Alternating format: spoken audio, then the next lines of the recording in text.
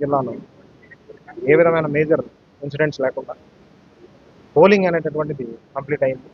So అలాగే ఇప్పుడు counting ప్రక్రియ, ఎగ్జిట్ పోల్స్ నుంచి ఉండేటటువంటి కౌంటింగ్ ప్రక్రియ, దాని తర్వాత ఉన్నటువంటి కాలంలో కూడా ఏ రకమైనటువంటి కేసెస్ ఎక్కడ కూడా రిజిస్టర్ అయ్యే విధంగా కాకుండా అందరూ కూడా సంయమనంతో పాటించాలని, ప్రజలందరినీ కూడా నాయకులు వాళ్ళకి దిశానిర్దేశం చేసే విధంగా ఉండాలని, చట్టాలను గౌరవిస్తూ చట్టాలకు లోబడి ఉండే విధంగా ఉండాలని, ర్యాలీలు, ప్రొసెషన్స్ అలాంటి వాటికి పర్మిషన్స్ లేవు కాబట్టి వాటిని అన్ని ఎవరు కూడా తీసుకొని కౌంటింగ్ సెంటర్ వద్దకు రావడం, అలాగే ఫైర్ క్రాకర్స్ లాంటి వాటి మీద కూడా నిషేధం ఉంది కాబట్టి వాటిని కూడా ఉపయోగించవద్దు.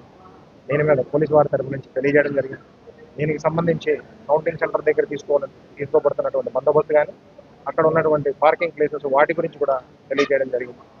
సో పూర్తిగా శాంతియుతమైన వాతావరణంలో శాంతి భద్రతలను పరిరక్షించుకుంటూ కౌంటింగ్ ప్రక్రియని తదనంతర కాలంలో